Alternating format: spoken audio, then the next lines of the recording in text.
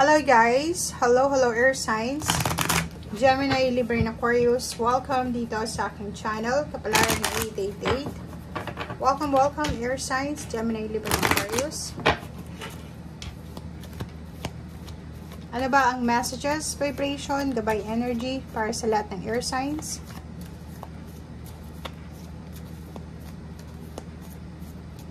Ito ay general reading guys, so pwede kang makaresonate. Gamitin mo ang iyong intuition sa panunod. Air signs, nakikita natin dito na may hinihintay ka. Kita mo to, nag-expect ka eh. So, it's either nag-expect ka ng tawag sa trabaho na ina-applyan mo, nag-expect ka ng information tungkol sa parents mo, sa elders mo, or pwedeng naghihintay ka ng balita galing sa pamilya mo, or galing sa relationship, or tungkol sa balita sa issue sa relasyon.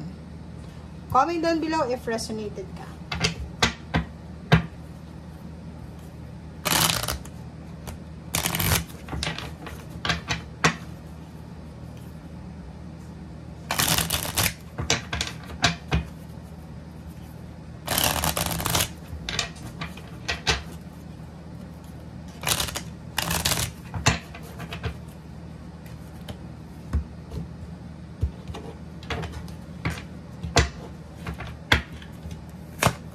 Okay.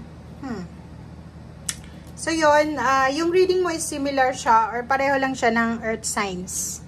Ang sabi sa'yo dito ng baraha, nag-expect ka ng pagbabago sa buhay mo. Nag-expect ka na sana matapos yung problema sa financial, makahanap ka na ng trabaho, or may kapamilya ka siguro na walang trabaho, may mga health issue ka, or pwedeng sa relationship, may mga issue sa relationship. Ayun, yun yung focus mo sa ngayon. So, nakikita ko sa'yo dito na may air signs, Gemini, Libra, and Aquarius na masyadong nakafocus sa pagbabago. Like, pag-strategize sa usaping pera or relationship. Wala na silang ginawa kundi mag-isip. Mag-isip. Parang ganun. So, pwedeng nakaharap ka sa bintana, sa window, or pwedeng nakaupo ka. Puro nakaupo to eh. Diba? So, parang problemado. Ang dami yung concern. Ang dami yung iniisip. May mga mensahe, may mga hidden messages ang ating mga problema na pinagdadaanan sa ngayon. So, kailangan mo lang siguro na pakalmahin ang iyong sarili. Okay? Nakikita natin dito na isa sa pwedeng solusyon para maayos yung problema mo, mapa-emosyonal, mapa-financial, or kano pa man, is movement daw. Diba?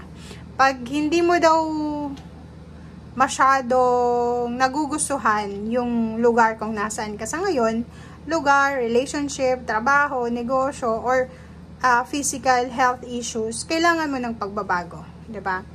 Kailangan ng disiplina, ng changes, or kailangan natin ng solusyon.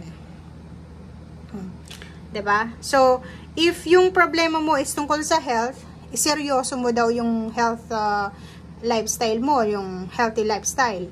If problema sa pera, yun yung problema mo, yung focus mo, seryosohin mo daw. Bigyan mo ng priority, bigyan mo ng focus.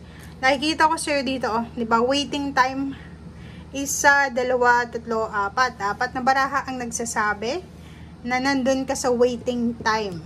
Naghihintay ka eh. Ay, hindi ko alam kung ano yung hinihintay mo, pero ang sabi ng baraha dito, it's either money, relationship message sa relationship, or solusyon sa problema sa health, or may mga travel issues kayo, or documents, or ano pa man. Nakikita ko sa'yo dito na kulang yung pera mo, or pwedeng nangangailangan ka ng pera, kailangan mong balansehin yung pera mo. Marami ka sigurong utang, may trabaho ka siguro, pero hindi naman siya kalakihan yung sweldo. O yung iba unemployed, matagal na, pero until na wala pa rin. Relationship, nakikita natin na may mga single na posibleng magkaroon ng bagong relationship, or posibleng mga issues tungkol sa pera, ang mahahanap mong solusyon sa araw na ito. Or hahanapin mo siguro. Sinasabi ng baraha sa'yo dito, instead na magmukmuk ka, instead na mamroblema ka, why not na hanapin natin yung solusyon. 3 buwan, 3 taon ka nang naghihintay kung kailan darating yung victory and success. Sinasabi ng baraha sa'yo dito, huwag kang mag-alala kasi on the way na siya. Okay, so nakikita ko sa'yo dito, matagal ka nang naghihintay kung kailan darating itong victory and success, promotion, salary increase, lahat ng klase ng abundance and prosperity sa buhay. Naghihintay ka rin ng tulong pinansyal, tulong emosyonal, or yung balanse sa pera, pero until now, hindi pa rin balanse. Yung iba sa inyo dito is parang gusto nyo isuko. Parang gusto nyo nang isuko yung pangarap nyo, or yung dream job nyo, or dream career, or dream business. But sinasabi ng baraha, hindi pa panahon para isuko ito guys. Kasi may parating. May parating na development, changes, may parating na pagbabago sa buhay mo na hindi mo ini-expect. Baka magsisi ka, kasi kung kailan dumating na, saka mo siya nag-give up. Oh, tingnan mo oh.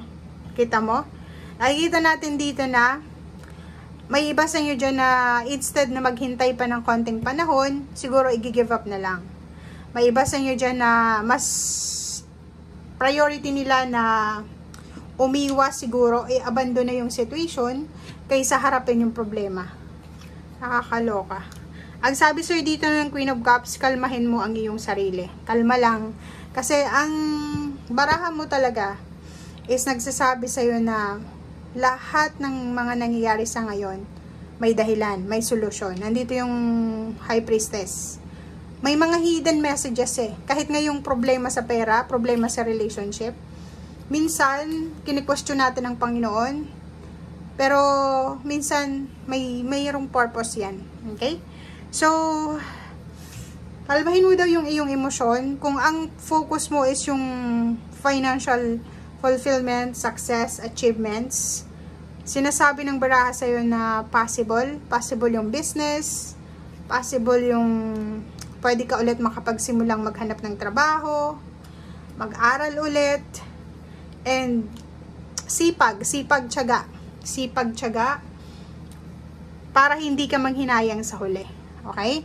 Kasi, ang nakikita natin, may iba ditong air signs, Gemini, Libra, ng Aquarius na ang tagal-tagal na nilang naghihintay para sa success, pero wala pa rin nangyayari. Kaya, feeling nila, siguro kailangan ko nang i-give up, magbago ako ng direksyon.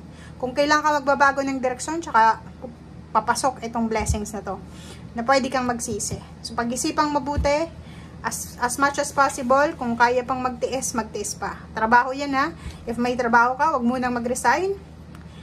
Isipin mo, ang daming unemployed sa ngayon, mapapabilang ka sa unemployed, plus dito may sinasabi na may desperado nga ditong unemployed, so make sure na maging grateful tayo, pahalagahan natin kung anong meron tayo sa ngayon. Huwag tayo munang mapaghanap sa ngayon, okay? Thank you guys and see you again. Bye!